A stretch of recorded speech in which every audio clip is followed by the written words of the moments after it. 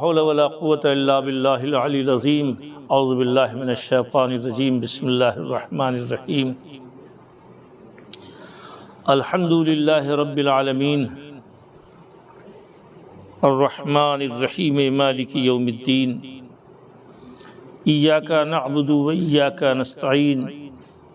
اہدنا الصراط المستقیم،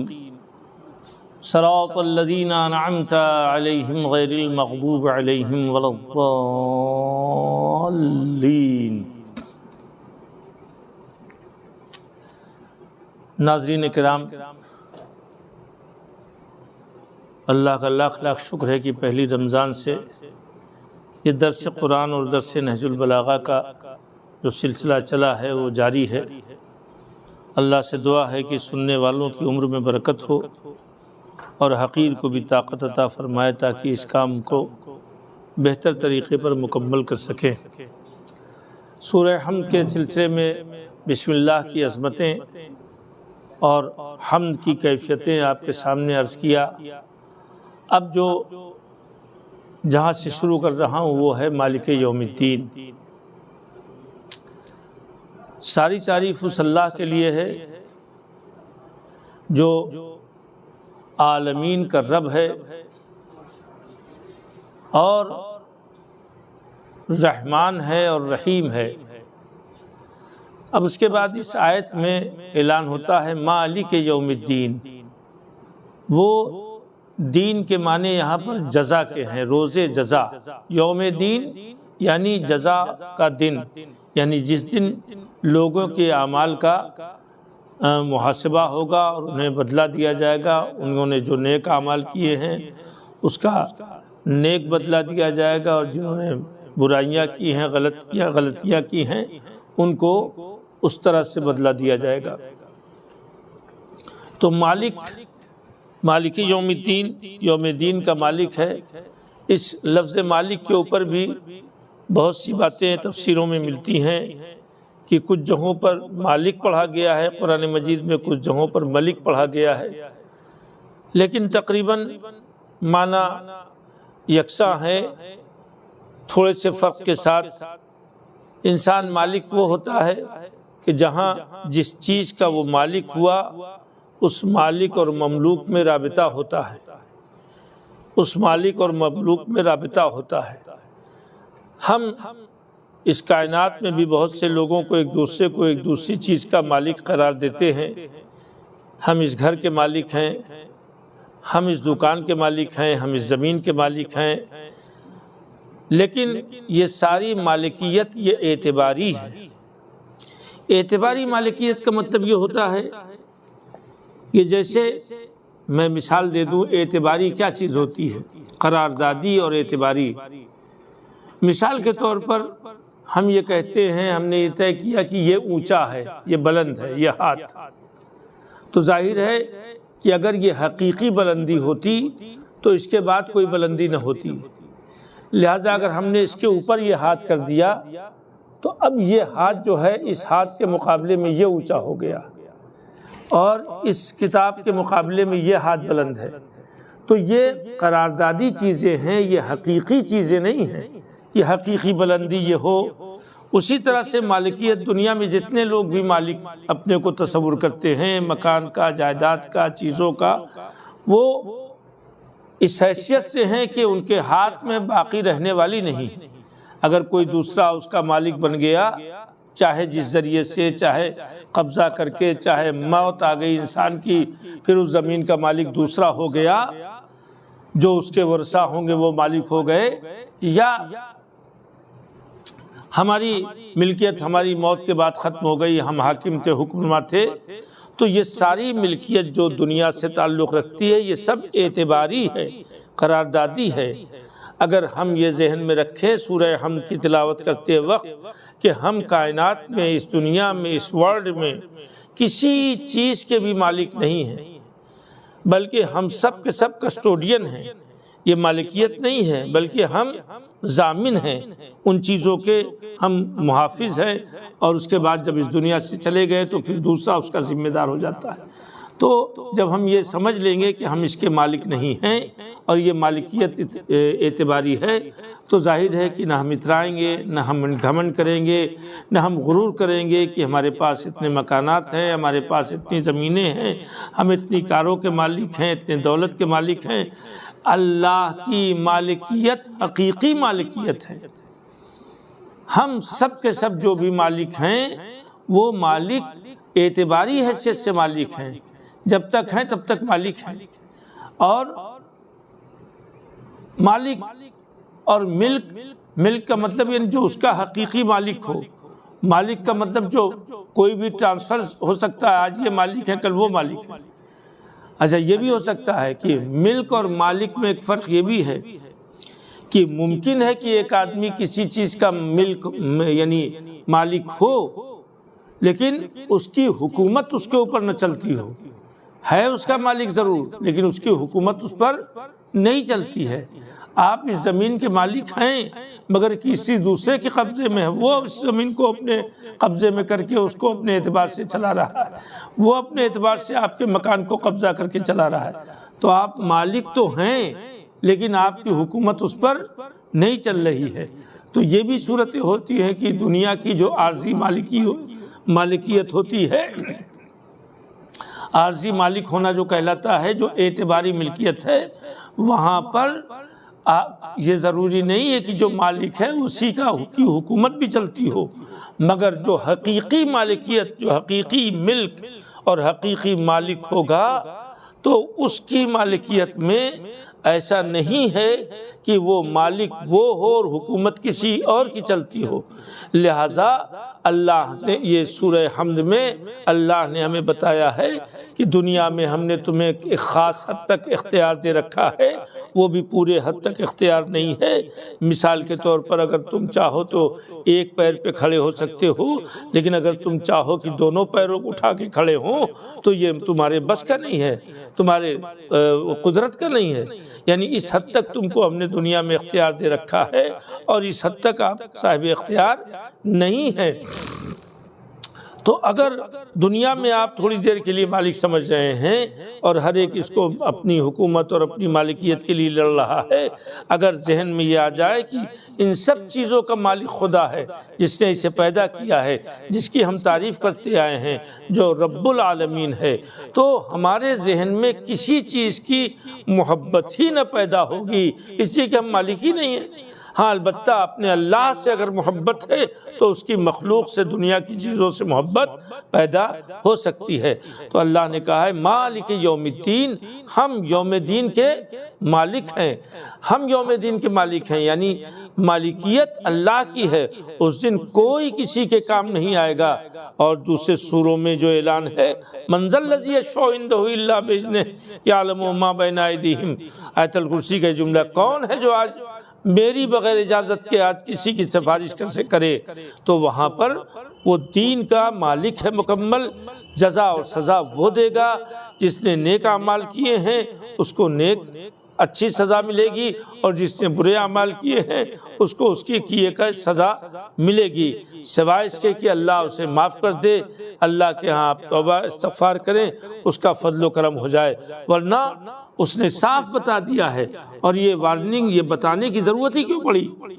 کہ روز جزا کے ہم مالک ہیں؟ یہ ضرورت صرف اس لیے پڑی کہ تاکہ انسان یہ نہ سمجھ لے کہ جس طرح سے دنیا میں ہم منمانی چلتے رہے کل آخرت میں بھی منمانی ہوتی رہے گی۔ نہیں، آپ کو دنیا میں قابو میں رہنے کے لیے بتایا گیا ہے کہ آپ دنیا میں قابو میں رہیے، کل روز جزا ہے، روز جزا میں صرف اور صرف اللہ کا فیصلہ چلے گا، یا جسے اللہ اجازت دے محمد و آل محمد کی شفاعت ہوگی۔ لیکن آپ یہ بتا رہا ہے کہ اللہ نے نماز میں شروع میں بار بار پڑھوایا کہ مالک یوم الدین، یہ بار بار ہمارے ذہنوں میں بیٹھالا اس لیے ہے کہ دین کا مالک، روز جزا کا مالک کون ہے؟ خدا ہے۔ وہ اس لیے بیٹھالا ہے کہ ہمیں اپنی دنیا کی زندگی میں کسی بھی عمل کرتے وقت اس بات کا پورا خیال رکھنا چاہیے کہ کل ہمیں اس کی سزا اور جزا کو بھگتنا ہے۔ والسلام علیکم ورحمۃ اللہ وبرکاتہ۔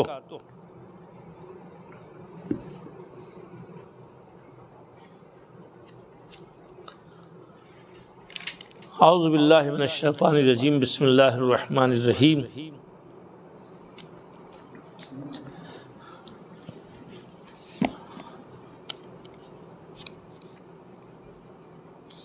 حسب سیئتک واحدۃ وحسب حسنتک عشرا وفتح لک باب المتاب، فاذا نادیتہ سمع نداءک واذا ناجیتہ علم نجواک، فافضیت الیہ بحاجتک وابسطتہ ذات نفسک وشکرت الیہ ہمومک واستکشفتہ کروبک واستعنتہ علی امورک وسالتہ من خزائن رحمتہ ما لا یقدر علی اعطائہ غیرہ من زیادۃ الاعمار وصحۃ الابدان وسعۃ الارزاق۔ اللہم صلی علی محمد وآل محمد وعجل فرجہم واشرنا معہم ولنا اعداءہم۔ کل کے درس سے مرتبط کرتے ہوئے آپ کے سامنے یہ عرض کرنا چاہتا ہوں کہ مولا نے اپنے بیٹے کو وصیت کرتے ہوئے فرمایا کہ دیکھو دوسروں کے خزانچی نہ بنو، اور اگر سیدھی راہ پر چلنے کی توفیق تمہیں حاصل ہو گئی، اللہ نے سیدھی راستے پہ چلنے کی توفیق تمہیں دے دیا، تو یاد رکھنا انتہائی درجے تک صرف اپنے اللہ کے سامنے ہی ذلت اور عاجزی اور تذلل اختیار کرنا، کسی اور کے سامنے عاجزی اور ذلت کا اظہار نہیں ہونا چاہیے۔ اسی کی توفیق اس نے دی ہے تو عاجزی کا اظہار بھی اسی کی ذات کے سامنے ہوگا۔ آپ ذرا دیکھیں کہ اس نے ہم کسی چیز کے حقدار نہیں تھے، ہم نیکیوں کے حقدار نہیں تھے، مگر اس نے بہت سے کرم ہمارے ساتھ کیے۔ من جملہ ان میں سے ایک کرم یہ ہے کہ ہم ایسے گھر میں ہم کو پیدا کیا جہاں محمد و آل محمد کی محبت جلوہ گر تھی، جہاں پر ہمارا رابطہ، ہمارے خانوادے کا رابطہ اسلام اور قرآن سے تھا، مولا متقیان سے تھا۔ ورنہ اگر وہ نہ پیدا کرتا، کسی دوسری جہاں پیدا کرتا، تو ظاہر ہے کہ یہ اس کو اختیار ہے، ہمارا کوئی حق نہیں بنتا تھا کہ وہ ہمارے گھر میں ایسے گھر میں پیدا کرے۔ لہٰذا ہمیں اس کا زیادہ سے زیادہ اس بات پہ شکر ادا کر کے اس کے سامنے عاجزی کا اظہار کرنا چاہیے۔ مولا فرماتے ہیں دیکھو تمہارے سامنے ایک مشکل اور دشوار اور بہت لمبا راستہ ہے، بہت دور دراز راستہ ہے،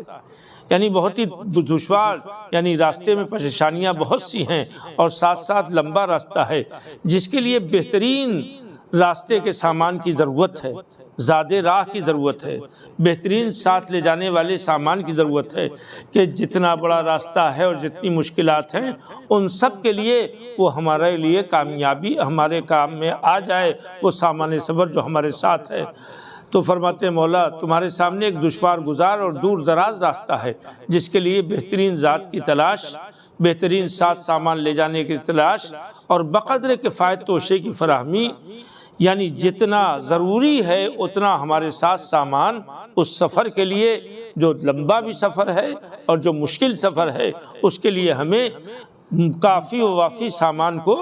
رکھنا چاہیے۔ اس کے علاوہ سبک باری بھی ضروری ہے، یعنی عجیب و غریب بات کہا، سفر بھی لمبا ہے اور سفر دشوار گزار بھی ہے، اور فرماتے ہیں سامان اتنا ہونا چاہیے جو تمہاری ضرورت کو پوری کرے، اور دوسرا معاملہ یہ ہے کہ تمہارے اوپر بوجھ بھی نہ ہو، یعنی تمہارے اوپر بوجھ لگا نہ ہو، اس لیے کہ اب تو اسی لیے کہا جاتا ہے، مولا کے اس قول سے عرض کرنا چاہتا ہوں کہ جب تک دنیا میں ہیں اپنا سامان دوسروں کے ذریعے بھیج دیجئے، کار خیر کیجئے، دوسروں کے ساتھ حسن سلوک کیجئے، اور یہ سامان ان کے ذریعے سے جنت میں پہنچ جائے گا۔ آپ کے ذریعے سے آپ کے اوپر اگر خود اپنے پاس رکھیں گے تو ظاہر ہے آپ کے اوپر بوجھ زیادہ ہوگا۔ ہوشیار انسان وہ ہے جو اپنا بوجھ ہلکا کرتا ہے اور دوسروں کے حوالے کر دیتا ہے اور دوسروں کے ذریعے وہاں پہنچ جاتا ہے۔ تو توشے کی فراہمی، اس کے علاوہ ساتھ ساتھ یہ بھی ضروری ہے کہ بوجھ ہمارے پر ہلکا ہو، لہٰذا اپنی طاقت سے زیادہ اپنی پیٹھ پر بوجھ نہ لا دو۔ جتنا بوجھ تم نہیں اٹھا سکتے وہ بوجھ تم نہ لا دو کہ اس کا بوجھ تمہارے لیے وبال جان بن جائے گا۔ سفر میں لمبا سفر ہوتا ہے اور سامان زیادہ ہوتا ہے، تو ایسی صورت میں اگر زیادہ سامان ہم نے لے لیا تو ہمارے لیے ایک بوجھ بن جاتا ہے، سفر دشوار ہو جاتا ہے۔ تو بوجھ اپنے پیٹھ پر اتنا ہی بوجھ لا دو جتنا تم اٹھا سکو۔ یعنی دنیا میں بھی نصیحت ہے، جتنا بھی تم کام کر سکتے ہو یا جس منزل اور جس مقصد کے لیے تم آگے بڑھ رہے ہو،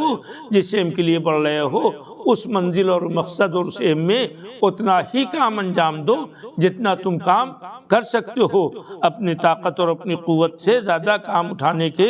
ضرورت نہیں ہے کہ اس کا بار تمہارے لیے وبال جان بن جائے گا۔ اور جب ایسے فاقہ کش لوگ مل جائیں کہ جو تمہارا توشہ اٹھا کر میدان حج پہنچا دیں، ہاں دیکھیے بات یہی آ گئی، اگر فاقہ کش، اگر بغیر لباس کے لوگ مل جائیں، اگر فاقہ کرنے والے بھوکے لوگ مل جائیں، اگر بے مکان لوگ مل جائیں، اگر مریض مل جائیں، اگر ضرورت مند اور محتاج مل جائیں، تو ایسی صورت میں جب ایسے لوگ مل جائیں تو جو تمہارا راستے کا سامان اٹھا کر میدان حشر میں پہنچا دیں اور جب کل تمہیں اس کی ضرورت پڑے تو تمہیں حوالے کر دیں، تو اسے غنیمت جانو اور جتنا ہو سکے ان کی پشت پر رکھ دو۔ یعنی یہ تمہارے لیے گولڈن چانس ہے، سنہرا موقع ہے کہ تم انہی کے ذریعے سے انہی محتاجوں، ضرورت مندوں یا اس میں سارے کار خیراتے ہیں جو خیر جاریہ کہلاتا ہے، یعنی جو ہمارے مرنے کے بعد بھی جو کام جاری رہے وہ سارے خیر اسی میں شامل ہوتے ہیں۔ جو آج ہم نے کر دیا کل میدان حشر میں وہ مل جائے گا، تو تم اس کو حوالے کر دو، مولا فرماتے ہیں، تو اسے غنیمت جانو کہ جلدی سے اس کو حوالے کر دو اور جتنا ہو سکے اس کی پشت پر رکھ دو، کیونکہ ہو سکتا ہے کہ پھر تم ایسے شخص کو ڈھونڈو اور نہ پاؤ۔ یہ عجیب و غریب بات بتائی، یعنی ایسا آدمی کم ملتا ہے جو تمہارے بوجھ کو ہلکا کر دے اور تم اپنا سامان اس کے ذریعے سے میدان محشر تک بھیج سکو۔ لہذا جو مل جائے اس کے ساتھ فوراً عمل خیر کر ڈالو، اس لیے کہ ممکن ہے کہ وہ پھر تمہارے ہاتھ سے نکل جائے اور پھر تمہیں وہ نہ ملے۔ مطلب یہ ہے کہ کار خیر کا جیسے ہی ارادہ کرو فوراً اس کار خیر کے کر ڈالو، اس لیے کہ کب شیطان بہکا دے، کب ہمارا ذہن بدل جائے اور اسے کل محشر میں اس کار خیر کو تم حاصل کر سکتے ہو۔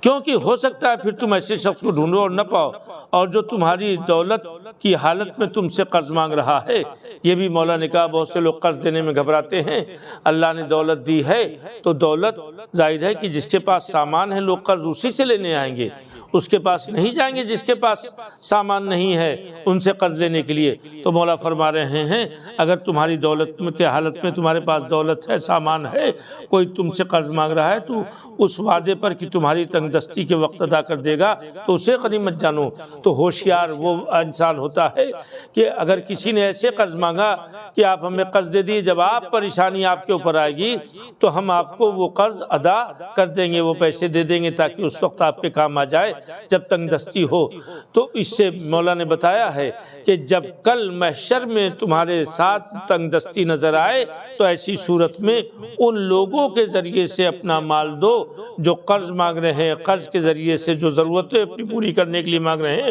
ان کی ضرورتیں پوری کرو۔ تو ایسا بہترین گولڈن چانس اور بہتر موقع پھر تمہیں ملنے والا نہیں ہے، اس موقع کو تم غنیمت جانو۔ اللہ ہم سب کو توفیق دے کہ ہم اپنے تمام اعمال خیر کو دوسروں کے ذریعے سے میدان محشر تک بھیج دیں۔ وصلی اللہ علی محمد وآلہ الطیبین الطاہرین المعصومین بحق محمد وآلہ الطاہرین۔